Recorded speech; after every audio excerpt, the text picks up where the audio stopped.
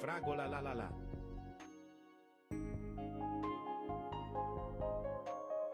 Breste patipum. Tralaledon.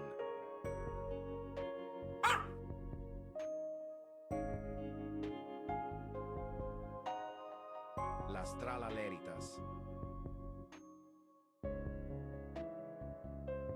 Orcalita orcala.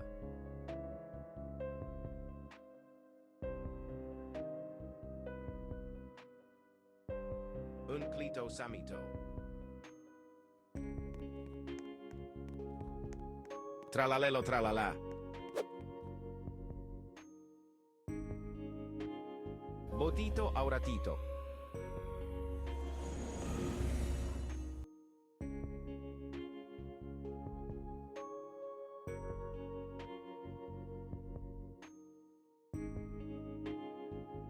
Capitacco. Toto do Sahur.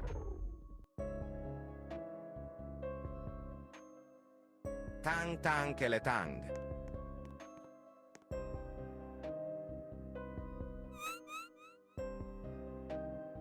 Dragon cannelloni.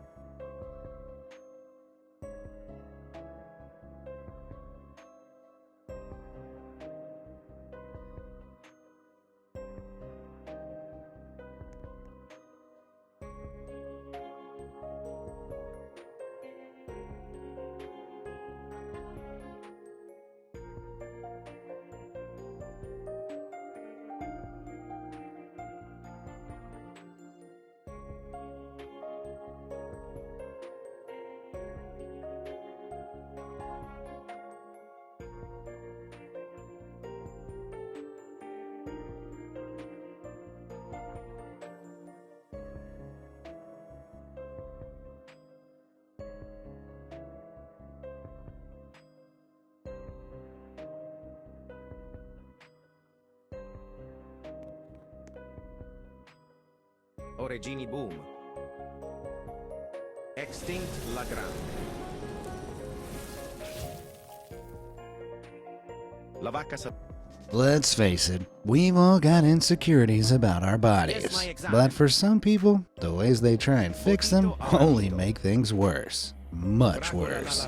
Now, let's not be quick to judge anyone, but hopefully there's a lesson or two we can learn from their mistakes. So belt up, rookie. We've got everything from boulder biceps to exploding butt cheeks to get through. I'm already out of breath, and this is only the warm-up. Alright, let's find out what happens when fake muscles go wrong. Cocofanto elefanto. Sylvester Stallone.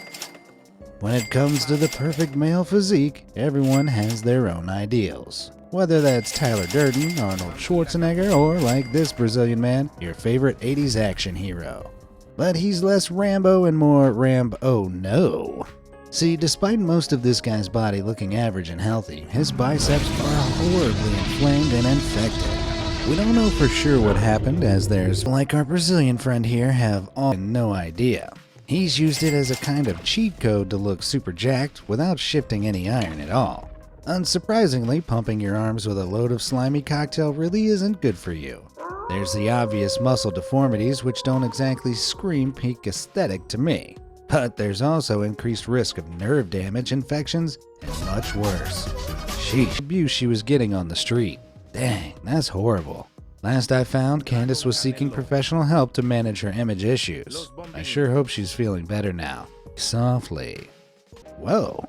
I go to the gym once and need to take a week off, and I only use the vending machine.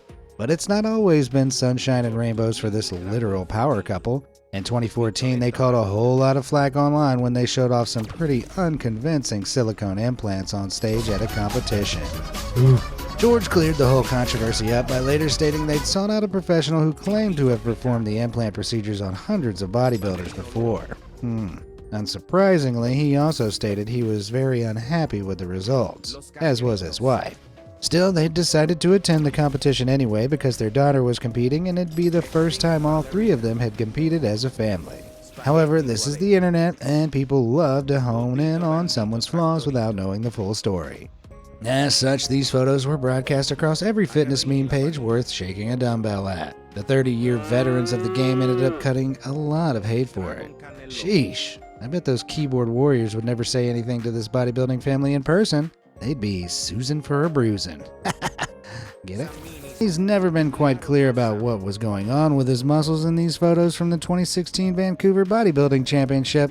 To me, it could be a less severe version of what our Rambo friend was doing earlier. However, Kenny was insistent he'd never even seen synthol before, nor had implants. But his fans were quick to share photos from a few months before the competition where his shoulders look unnaturally swollen. So what was his explanation? Well, he blamed the lighting.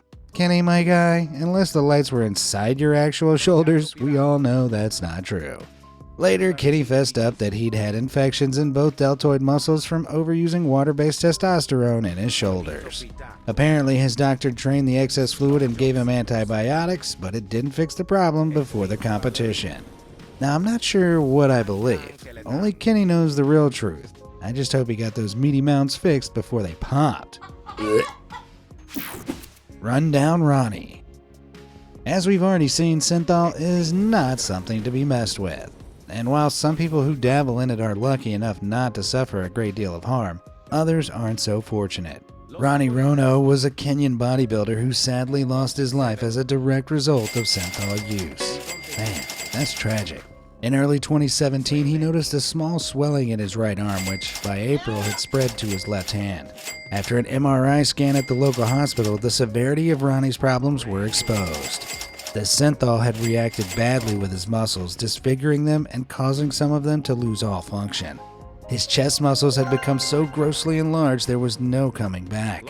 It wasn't long before he was bedbound and unable to carry his own weight without fatiguing.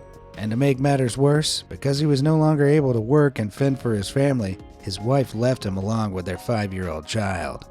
Damn, poor guy. In 2020, Ronnie passed away at the age of just 30. But the real kicker? He could never admit to using synthol. Instead, he claimed he was a heavy drinker during his bodybuilding days and that someone must have injected him without him knowing. Whether that's true or just a story Ronnie told himself to feel better, I guess we'll never know. Let me know your thoughts in the comments down below. Mean Green Photoshop Machine. Ever wondered how to get that hulking superhero physique without having to eat chicken and rice 14 times a day? Well, take a few tips from Sajjad Gharibi. You may be familiar with this mammoth guy. I've actually covered him before. He's known as the Iranian Hulk and has racked up over 1 million Instagram followers in awe of his impossible size. Rumored to weigh around 400 pounds, and by the looks of it, standing about 13 feet tall, Sajjad looked like a baby close to a minimum and seems to just be focused on training. I sure hope he bounces back and we can see him in the ring soon. Ill-starred Sagado. Oh boy, if you don't have them already, you'd better get your tissues out. I got all teary-eyed just reading up on Brazilian bodybuilder Valdir Sagado. You might have seen him before. He gained internet notoriety for his heavily artificial synthol physique. But in Valdir's case, a picture doesn't always tell 1,000 words. He'd grown up around Sao Paulo in the 1970s and 80s and had a tough adolescence, slipping into bad habits